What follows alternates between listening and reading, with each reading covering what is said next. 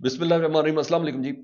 ये सलमान हैदर 2.0 चैनल है। आपसे रिक्वेस्ट ये है कि इसको सब्सक्राइब कर लें। तो मेरा जो रेगुलर चैनल है उस पे फायरवॉल लगी और फिर दीगर प्रॉक्सीज आपको पता है, पाकिस्तान में अपने यूट्यूब को रन करना और फिर ये पूरा शोब दौर है, ये काफ़ी मुश्किल काम है।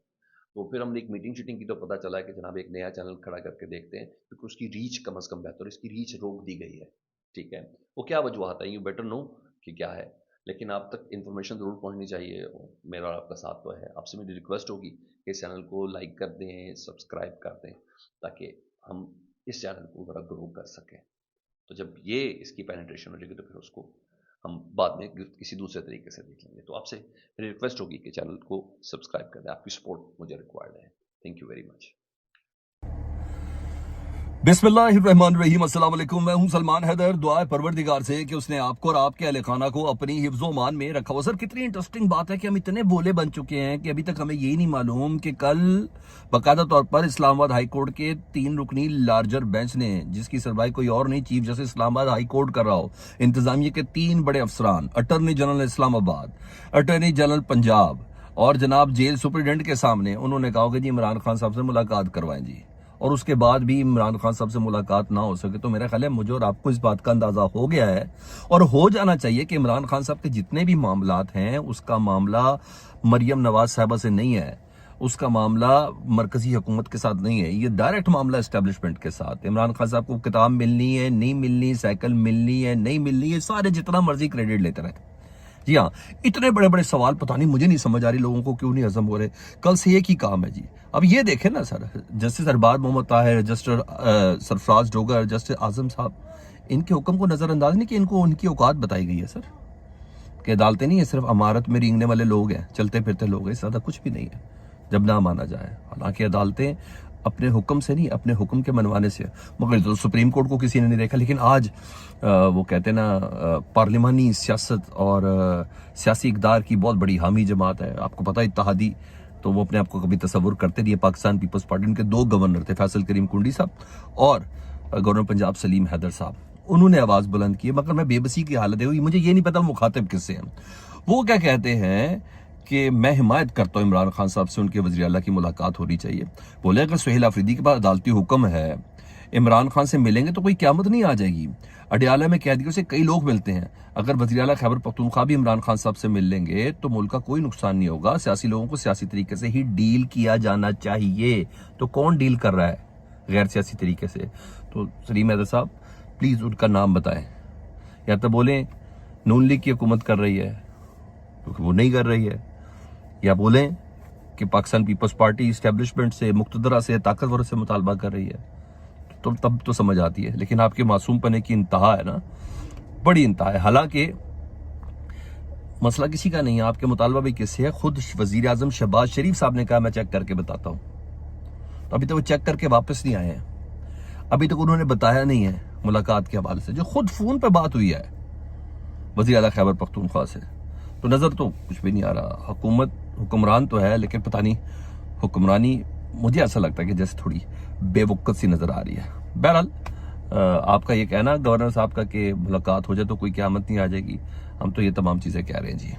जी हाँ, यहाँ अदालती कार्रवाइयों की हालत ये, आज मोतीउल्लाह जहान पर बाकायदा तौर पर फर्द जुर्म की तारीख 28 नवंबर कर दी गई है जी।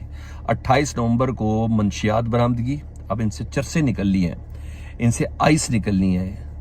कितने किलो सर, अब देखें वो कौन सा सबूत लेके आएंगे, क्योंकि आपको पता है ये पिम्स की पार्किंग से निकले थे ना। जी हाँ, कि वहां से पकड़े गए थे, क्योंकि ये साल 26 नवंबर में जो लोग मारे गए थे उनकी पोस्टमार्टम रिपोर्ट, तो उनकी तहकीकात के लिए गए थे। अच्छा, साकिब बशीर भी इनके साथ थे, मगर उनको छोड़ दिया गया था और इनको रखा गया था। तो बहरहाल अब दहशतगर्दी के मनगढ़ंत मुकदमा है जी, और ट्रायल का आगाज हो गया। इंसदाद दहशतगर्दी अदालत के जज ताहिर अब्बास सपरा साहब ने 31 अक्टूबर को फर्द जुर्म की तारीख मुकर्रर कर दी है। अदालत ने केस दस्तावेजात मोतीउल्लाह जहान के हवाले कर दिए। मनगढ़ंत जाली मुकदमा गुज़िश्ता बरस 28 नवंबर को इस्लामाबाद के थाना मारगला में था, और असल मुकदमा सरकारी राइफल छीनी है इन्होंने। वाह वाह, क्या बात है। गाड़ी बैरियर को मारी है और इनसे मंशियात बरामदगी अब इन्होंने साबित कर रहे हैं। और सर, कुछ लोग अखरोट टाइप के होते हैं, जितना मैं मोतीउल्लाह जान साहब को जानता हूँ, हमारे कुलीग रहे हुए हैं,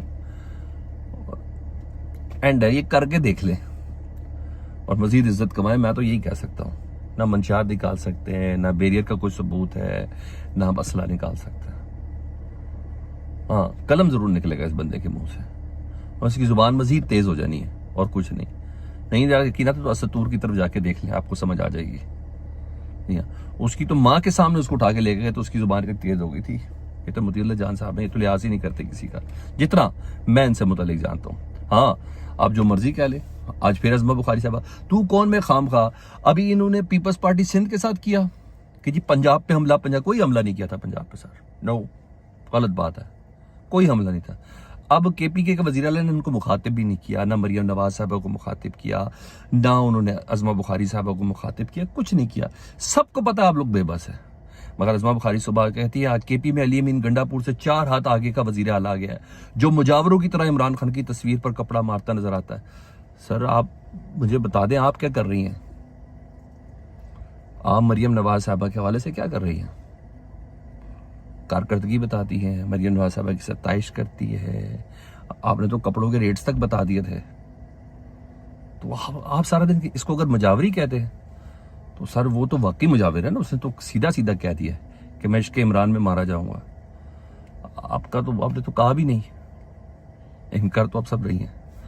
ना छेड़े इन लोगों को, अपना इनको काम करने दें, ये बेचारे अपनी काफ़ी मुसीबत में, इन्होंने आपको छेड़ा नहीं। जब आपको छेड़े तो आप जरूर बिल्कुल ज़रूर जवाब दें, बिल्कुल ज़रूर जवाब दें। उधर अलीमा खान साहब पे सख्ती का शुरू हो गया ना सर। ATC रावलपिंडी ने 26 नवंबर के केस में जी कि उन्होंने प्रोवोक किया लोगों को, अलीमा खान साहब का पासपोर्ट, शनाख्ती कार्ड ब्लॉक करने और तमाम बैंक अकाउंट्स मुंजमद करने का हुक्म दिया। तो अलीमा खान साहब पे इसका कोई असर होगा? अलीमा खान साहब कहती हैं कल एक SHO ने जो कुछ सुहेल आफरीदी के साथ किया, ये फील्ड मार्शल नहीं मरियम नवाज साहब करा रही है। उन्हें क्लीन चिट दे दी।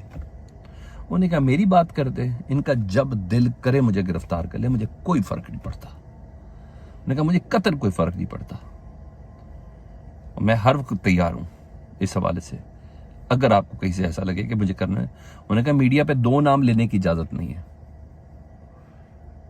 एक जनरल आसिम मुनीर साहब और दूसरा इमरान खान साहब।